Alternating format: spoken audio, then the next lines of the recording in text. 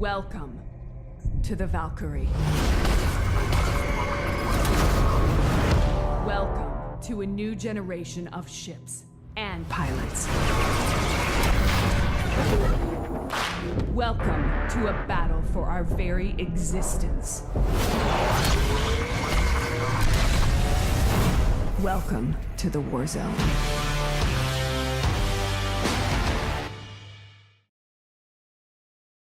Hi there guys and girls, and welcome to EVE Valkyrie Multiplayer. After the success of EVE Online, the newest game from CCP is EVE Valkyrie, which was initially released in 2016 for VR, and more recently EVE Valkyrie Warzone that is now available for everybody on the PlayStation and PC.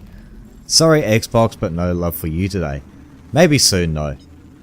The game is centered around mainly multiplayer with just a little bit of single player and training thrown in. Even though it is set in the EVE Online universe, it doesn't feel like EVE. Far from the many years of training and slowness of combat in EVE Online, EVE Valkyrie on the other hand is easy to pick up, fast-paced battle, and you can actually have to trust your squad to make sure that they are covering you and you are covering them when your team needs it the most. The story gets you started with the basic controls of the game. There are a few training missions to help you get by before heading straight into multiplayer. It is recommended doing what I would call the placement matches, team-based death matches against the AI until you reach level 5, in which multiplayer will be unlocked for you. It will give you a feel of the different ships that are available, the different weapons, and also the different types of combat that will be available to you in the future. The graphics are outstanding for a space combat sim. Although arcadey in style of flying, pulling off maneuvers around wrecks of ships, asteroids, or in between star bases is a sight to behold. With many different backgrounds, lighting effects, and crisp graphics, it is definitely a fresh look on what has been missing from the space combat scene. I'm definitely looking at you, Elite Dangerous. Not that there is anything wrong with Elite's combat, of course. The matchmaking in EVE Valkyrie is far better. Whilst you could be waiting for a few hours for a CQC match in Elite and other titles, EVE Valkyrie fills the gap that if there is not enough players for a full match, it will add in skilled AI pilots, so that you always have a game handy and you never actually have to wait to get into some really awesome space combat. The controls are the arcade style. You have the choice of using a gamepad, a mouse and keyboard, or a joystick. With all the general flight controls, there are only two types of speed, so you've got your boost and your brake, whilst without those two you are at a constant normal speed in the game. You have your primary fire, which differs from the ship to ship and class to class you have access to, and there's also a secondary fire which complements your first. For example, when you're flying the Wraith, you have assault cannons which you can keep on firing forever, though the only drawback is that your fire rate depletes over time, so you lose the DPS the longer you keep your weapon firing. To complement that feature, you have a missile launcher as your secondary, in which you can lock onto your target and launch a volley of 5 missiles. Given that you have actually all those missiles reloaded, they do reload over a little bit of time. You also have your second ability. For instance, once again, let's look at the Wraith. It is electronic countermeasures. You have missiles on your back? No worries, just fire your countermeasures if it is recharged and boost away with no worries in the world. Lastly on the control scheme is your Ultra. Powered up over time and boosted by kills and how much you're contributing to the objective, this can be a decider on whoever is down your sights is dead or not, depending on which class you fly of course. So the ship classes are, firstly there is Assault. Think of the go-to weapons in any first person shooter, the assault rifle, the shotgun, the sniper rifle and the SMG, and each one's represented by one of these beauties. You'll instinctively know which one is likely to work for you the best. Next you have the Heavy class. Whilst the assault ships are all-round performers built for speed and maneuverability, the Heavies are all about packing one hell of a punch and being able to take a beating. They're Valkyrie's own tank class, smashing everything in their path with some serious firepower and soaking up plenty of enemy fire thanks to their heavy armor. All this power comes at a price though. Compared to the Wraith, they're slower and more cumbersome, providing a very different battle experience to their nippier siblings, but they're also a lot of fun, especially if you like big bangs.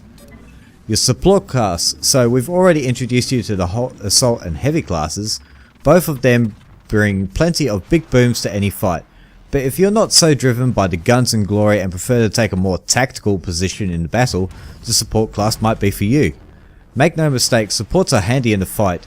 Each come equipped with a primary weapon that no one really wants to mess with, but where they come into their own is in helping the rest of the team, either by repairing and recharging friendly ships or by draining enemy shields and finding other ways to hinder their progress. You might not rack up as many kills as a support pilot, but by doing your job properly you can bring about a victory even faster, and with a well-timed ultra you'll be able to completely turn the course of battle in your team's favour. In total, out of all the classes, there are 13 different ships with their own unique flying and skill set abilities, ranking from easy to pick up to more difficult to master, so there is definitely a ship out there for you. I will try to cover each ship individually in later videos. As for the game modes, there are 4 different types which cycle randomly during the matchmaking. First is the one we all know and love, is Team Deathmatch. In this mode, each team starts with a limited number of clones. Each time a pilot is killed, the number of available clones for the team it belongs to goes down by 1.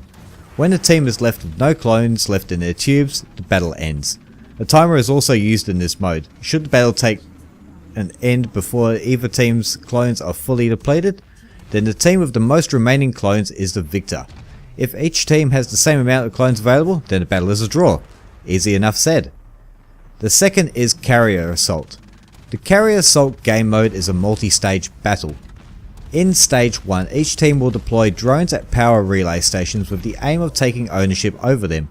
Once a team has ownership over 2 of the 3 locations, the enemy's carrier shields will be disabled for a short amount of time. Stage 2 of the battle involves an attack on a vulnerable enemy carrier or a desperate defense by the opposing team.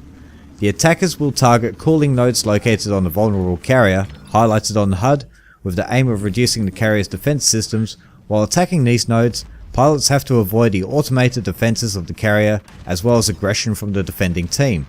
All of the nodes will need to be destroyed in order for the final stage of the battle to commence. Stage 3 begins once all the cooling nodes are destroyed. At this point, the station's carrier's core will become exposed. The final stage of this battle will see the attackers attempt to destroy the exposed core. Accessible via a trench-like tunnel, while the defenders attempt to defend off the assault, if sufficient damage is applied to the core, it will overload and explode, giving the attackers a short time to escape the blast radius. The third is Extraction. This mode mixes combat and navigational challenges. Pilots will have to traverse a map until a relic is found, after which they will have to deliver it to a safe drop-off location. Upon match start, the relic will be visible on the map for both teams to pick up. The first team to do so will have their drop-off location revealed, and their new objective will be to carry it there safely. In contrast, the enemy's team goal will become destroying the relic carrier. Should this happen, both teams will be able to pick up the relic again. The first team will continue with the goal to deliver to the drop-off location, which will remain the same. If the enemy team grabs it, then they will be provided with a drop-off location of their own. Once a relic is dropped off successfully, a new one will spawn on the map, and the previous locations that the enemy team has revealed will disappear. Points will be awarded to a team for many actions that can be taken during the match. For example, if they manage to deliver a relic to the location correctly, or to the enemy team if they manage to destroy the relic carrier, victory is granted to whoever reaches the point limit first, or to the team with more points at the end of the timer. And finally, the last match is Control. As with Team Deathmatch, each team will start with a limited number of clones available for them, as well as a timer. Pilots can also decrease the available number of enemy clones by controlling objectives in the battlefield. For every objective controlled by an enemy, the number of available clones will deplete quicker. In order to control an objective, pilots will have to deploy drones when they are within range of the point. Drones take some time to be deployed, and when ready will gradually gain control of the point, leaving the pilot free to keep flying. Each pilot can launch one drone at a time, and they will be notified via the HUD when a new one can be deployed. The keys to deploy a drone can be modified from the settings menu, however the defaulted option to deploy a drone on a gamepad is the up arrow. Friendly and hostile drones will cancel each other out. For instance, if there is the same number of hostile and friendly drones at an objective, then it will be a stalemate. Pilots should therefore actively attack hostile drones, identified as being red, to ensure that the drones capture the objective. Likewise, a team can adopt a defensive position to hold their drones and capture or maintain a specific point. There is also a co-op versus the AI, where pilots are able to fly together in a squad and fight against AI opponents, and also wormholes. Now, wormholes will appear accessible to pilots through enough to explore the unknown.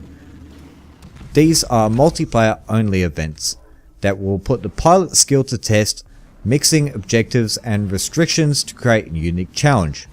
Wormholes usually appear during the weekend, and they are events in which twisted and changed versions of the regular map surface in New Eden to offer the pilots who dare enter them a unique experience with special features, a specific armory, and varied rules.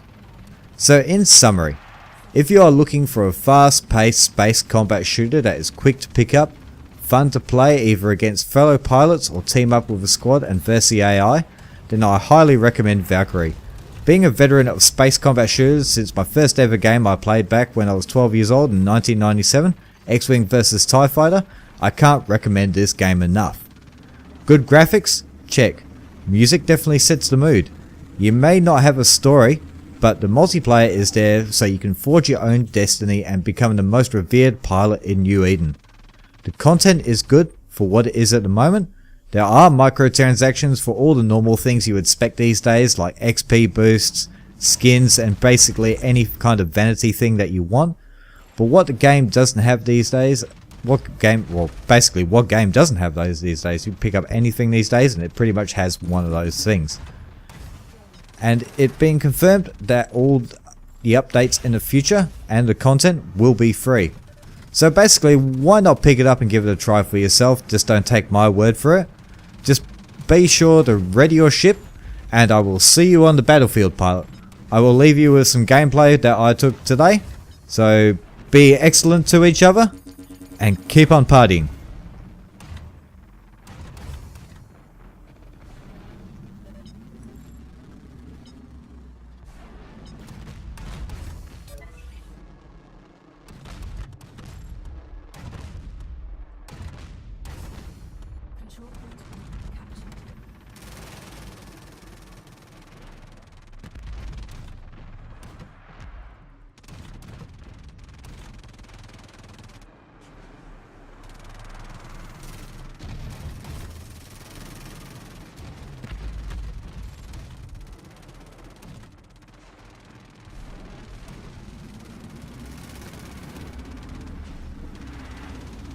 Take a decisive strike.